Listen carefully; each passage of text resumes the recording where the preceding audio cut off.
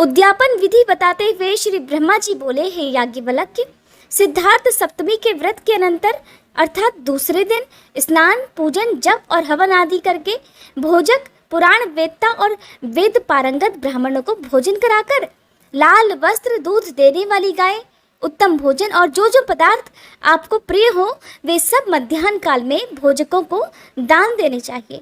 यदि भोजक ना प्राप्त हो सके तो पौराणिक को, और पौराणिक ना मिले तो सामवेद जानने वाले मंत्रविद ब्राह्मण को ये सभी वस्तुएं दे देनी चाहिए।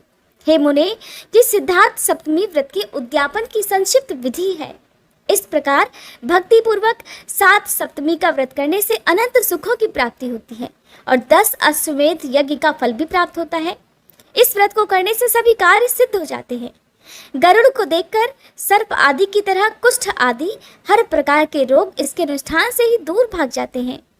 व्रत, नियम और तप करके 7 सप्तमी को व्रत करके मनुष्य विद्या, धन, पुत्र, भाग्य, आरोग्य और धर्म को तथा अंत समय में सूर्य लोक को प्राप्त कर लेता है। इस सप्तमी व्रत की विधि का जो श्रवण करता है अथवा उसे पढ़ता है वह भी सूर्य नारायण में लीन हो जाता है। देवता और मुनि भी इस व्रत के महात्म्य को सुनकर सूर्य नारायण के भक्त हो गए हैं। जो पुरुष इस आख्यान का स्वयं श्रवण करता है अथवा दूसरे को सुनाता है वे दोनों ही सूर्य लोक को जाते हैं। रोगी अगर इसका श्रवण कर ले तो रोग मुक्त हो जाता है। इस व्रत की जिज्ञासा रखने वाला भक्त अभिलक्षित इच्छाओं को प्राप्त कर लेता है और सूर्य लोक को जाता है। अगर इस आख्यान को पढ़कर यात्रा की जाए तो मार्ग में किसी प्रकार के विघ्न नहीं आते और यात्रा भी सफल हो जाती है। जो कोई जिस भी पदार्थ की जिस भी इच्छा की कामना करता है वह उसे निश्चित ही प्राप्त कर लेता है। गर्भिणी स्त्री इस आख्यान को सुने तो वह सुखपूर्वक पुत्र को जन्म देती है। बंध्या अर्थात बांझ सुने तो वह संतान सुख प्राप्त करती है। हे याज्ञवल्क्य, ये सब कथा सूर्य नारायण जी ने मुझसे कही थी और मैंने आपको सुना दी। और अब आप भी भक्तिपूर्वक सूर्य नारायण की आराधना करें जिससे सभी पाप नष्ट हो जाएं। उदित होते ही जो अपनी किरणों से संसार का अंधकार दूर कर प्रकाश फैलाते हैं वे द्वादशात्मा सूर्य नारायण ही जगत के माता पिता और गुरु हैं। अदिति पुत्र भगवान सूर्य आप पर प्रसन्न हो।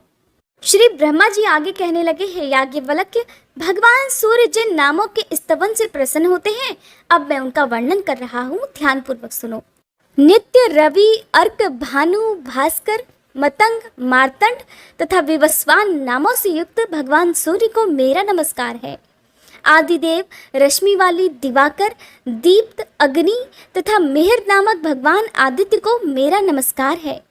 हे अदिति के पुत्र भगवान सूर्य, आप प्रभाकर, मित्र, गोपति अर्थात किरणों के स्वामी तथा दिक्पति नाम वाले हैं। आपको मेरा नित्य नमस्कार है। धाता, विधाता, अर्यमा, वरुणा, पूषा, भग, मित्र, पर्जन्य, अंशुमान नाम वाले भगवान सूर्य को मेरा प्रणाम है। हितकृत अर्थात संसार का कल्याण करने वाले, धर्म, तपन, हरि, हरिताभ अर्थात हरे रंग के अश्वों वाले विश्वपति भगवान सूर्य को नित्य मेरा नमस्कार है। ब्रह्मा, विष्णु, महेश, आत्मस्वरूप, सप्त सप्ती, हे सप्तलोकेश, आपको मेरा नमस्कार है। अद्वितीय, एक चक्र रथ अर्थात जिनके रथ में केवल एक ही चक्र है, हे ज्योतिषपति, हे सर्व प्राणभूत, सभी प्राणियों का भरण पोषण करने वाले, आपको मेरा नित्य नमस्कार है। समस्त प्राणी जगत का हित करने वाले, शिव और आरतीहर, प्रबुद्धि बोध अर्थात कमलों को विकसित करने वाले, वेद मूर्ति भगवान सूर्य को नमस्कार है। प्रजापतियों के स्वामी, महर्षि कश्यप के पुत्र, आपको नमस्कार है। भीम पुत्र और पावक नाम वाले तारासुत, आपको नमस्कार है, आपको नमस्कार है। धृषण, कृष्ण, अदिति पुत्र तथा लक्ष्य नाम वाले भगवान सूर्य को बारंबार नमस्कार है। श्री ब्रह्मा जी ने कहा, याज्ञवल्क्य, जो मनुष्य सायंकाल और प्रातःकाल इन नामों का पवित्र होकर पाठ करता है वह मेरे समान ही मनोवांछित फलों को प्राप्त कर लेता है। इस नाम स्तोत्र से सूर्य की आराधना करने पर उसके अनुग्रह से धर्म, अर्थ, काम, आरोग्य, राज्य तथा विजय की प्राप्ति होती है। अगर मनुष्य बंधन में हो तो इसके पाठ से बंधन मुक्त हो जाता है। इसके जप करने से सभी पापों से छुटकारा मिल जाता है। ये जो सूर्य स्तोत्र मैंने तुम्हें बताया है ये अत्यंत रहस्यमय है। सुमंतु मुनि कहने लगे, हे राजन, श्री ब्रह्मा जी से इस प्रकार उपदेश प्राप्त कर याज्ञवल्क्य मुनि ने सूर्य भगवान की आराधना की, जिसके प्रभाव से उन्हें सालोक्य मुक्ति प्राप्त हुई। अतः भगवान सूर्य की उपासना करके आप भी उस देव दुर्लभ मोक्ष को प्राप्त कर सकेंगे। राजा शतानिक ने पूछा, हे मुने, जम्बू द्वीप में भगवान सूर्य देव का आदि स्थान कहाँ है, जहाँ विधि पूर्वक आराधना करने से शीघ्र ही मनोवांछित फल की प्राप्ति हो सके? तब सुमंतु मुनि ने कहा, राजन, इस जम्बू द्वीप में भगवान सूर्य नारायण के मुख्य 3 स्थान हैं। प्रथम इंद्रवन है, दूसरा मुंडीर तथा तीसरा तीनों लोकों में प्रसिद्ध कालप्रिय अर्थात कालर्पा नामक स्थान है। इस द्वीप में इन तीनों के अलावा एक अन्य स्थान भी श्री ब्रह्मा जी ने बतलाया है, जो कि चंद्रभागा नदी के तट पर अवस्थित है और जिसको सांबपुर भी कहा जाता है। वहाँ भगवान सूर्य नारायण सांब की भक्ति से प्रसन्न होकर लोक कल्याण के लिए अपने 12 रूपों में से मित्र रूप में निवास करते हैं। जो भक्ति पूर्वक उनका पूजन करता है उसे वे स्वीकार करते हैं। राजा शतानिक ने फिर से पूछा, हे महामुने, सांब कौन है, किसका पुत्र है? भगवान सूर्य ने उसके ऊपर अपनी कृपा क्यों की, ये भी आप बताने की कृपा करें। तब सुमंतु मुनि इस प्रकार कहने लगे कि राजन, संसार में 12 आदित्य प्रसिद्ध हैं। उनमें से विष्णु नाम के जो आदित्य हैं वे इस जगत में वासुदेव श्री कृष्ण के रूप में अवतीर्ण हुए। उनकी जाम्बवती नाम की पत्नी से महाबलशाली सांब नामक पुत्र हुआ।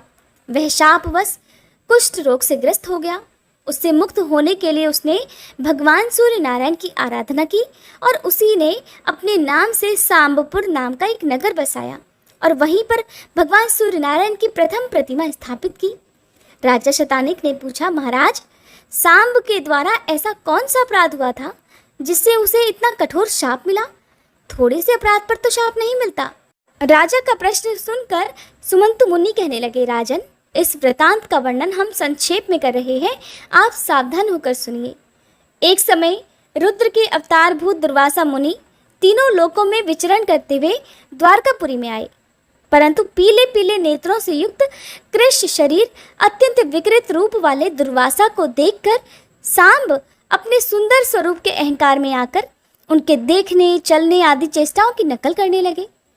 उनके मुख के समान अपना ही विकृत मुख बनाकर उन्हीं की भांति चलने लगे, जिसे देखकर सांब को रूप और यौवन का अत्यंत अभिमान है ऐसा समझकर दुर्वासा मुनि को अत्यंत क्रोध हो आया। और दुर्वासा ऋषि तो वैसे भी अपने क्रोध के लिए जाने जाते हैं।